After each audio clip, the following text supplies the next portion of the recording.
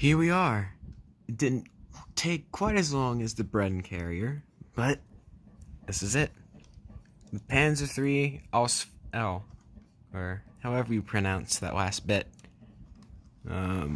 As you can probably tell by the fact that it's tan, this is the Africa Corps version of the tank. It has apparently this is an extended barrel, which, as you can probably already guess, gave it more tank killing power. But you're not here for a history lesson on tanks, now are you? I'm recording this at 1:55 in the morning, and almost everybody's asleep, but I have a room to myself so I can speak as loud as I want. But in terms of actually building this is the second Brickmania tank I have ever built. First one being the M1A or M4A1, it was Sherman, I think. I just remember that it was an American Marine tank from World War II. But in terms of construction, this is definitely more sturdy. Just like the M1A4, the interior is mainly hollow, although you could possibly put a minifigure in it. The turret is certainly more solid. The turret was actually the first thing I ever finished. And then the wheels, I did have to make multiple LEGO orders. I actually recorded a review for the LEGO order that came in today, actually, that allowed me to finish this. But I'm actually kind of reluctant to release it now, since I kind of bombarded you guys with nothing but LEGO order reviews for the past week. But anyways, well, I don't even need to tell you that this is a turret. You could have seen it by yourself. And like an idiot, I completely botched opening it.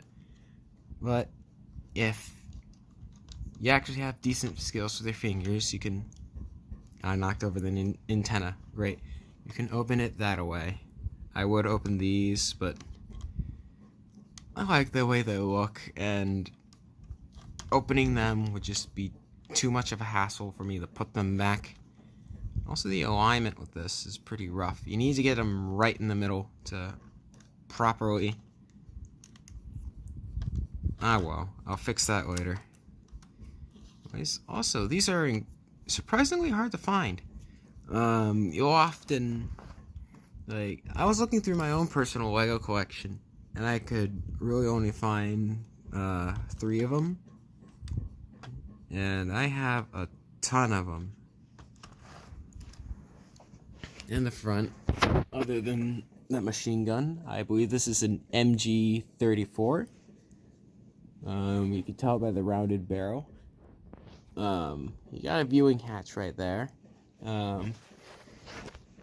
Also, some people probably will have reservations as to how to actually get this thing through there. You just force the barrel through the one by one. Don't worry about it. This thing is actually really sturdy. It won't break. It'd probably be best if you tilted it down and then pushed it in, but that's just my suggestion. Little tips for people who want to build stuff like this. There you got the antenna. Some people might be wondering why there's antennae on a bunch of German tanks. That's because at the time they had a revolutionary method of, it was revolutionary, just the concept itself, but they actually put radios in their tanks. Early on in the war, most tanks didn't really take advantage of the radio, and I believe even some Polish units still coordinated tanks using signal flags. So with the Germans, they didn't even have to pop up out of their little hatch. They could just use the radios inside. That did constitute them having a dedicated radio operator in the vehicle, though. Also, these gears are incredibly annoying to find. If you can't find a decent quantity of them on Bricklink, eBay is probably I mean, I generally wouldn't really suggest eBay for... Oh, and I screwed up the tread. Fantastic. I generally... Also, that's the underside. I generally wouldn't suggest eBay for any sort of Lego orders, but in the case of these gears, go for it. For the love of God, go for it. Getting a hold of these things is a nightmare. It cost me way more than it should have. But anyways, got 49 Brickmania track links. I don't know why I specified the number, but it's been pretty much burned in my head since I had to order more track links. So I'm using the ones from my custom, well, not custom made. I actually used the video from Seabrick's tutorials for it. You'll find him in the suggested channels on my channel. He's actually really cool. But had a Kettenkrad that I used these track links from. And the rest of them were remaining over from when I got that order for the Bren carrier. This is the second model that I've made from the Rats and Foxes. First one being the Bren carrier. It was a nightmare to build, but in all the, it wasn't hard to build. Also, I'd like to point out, this is actually supposed to be a single 1x8 plate, but for the life of me, I don't want to order any more parts. And this is supposed to be a 1x1 with a stud. Prime example being these. I'm not quite sure why they were studded ones. And these are also supposed to be, and my eyesight is horrible, they are 2x2s. Like, earlier when I didn't have enough of these plates, I had 2x4s. That smooth 2x4s that I used in replacement. They actually looked rather good.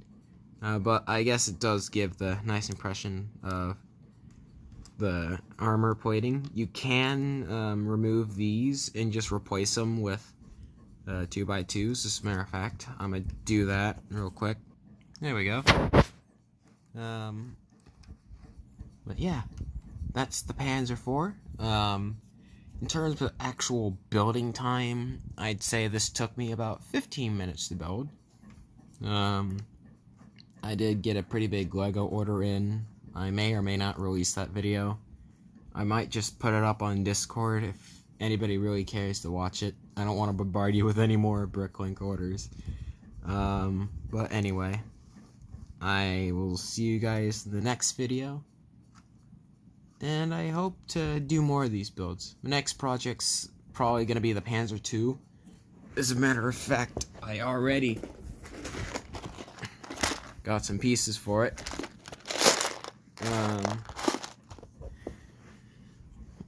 And so, should I dedicate fully to the Panzer II, or should I do a different tank? I want to dedicate myself to the Panzer II, honestly, but comment down below what else I should do. Anyways, I hope to see you guys later, and goodbye because my phone's running out of memory. Bye.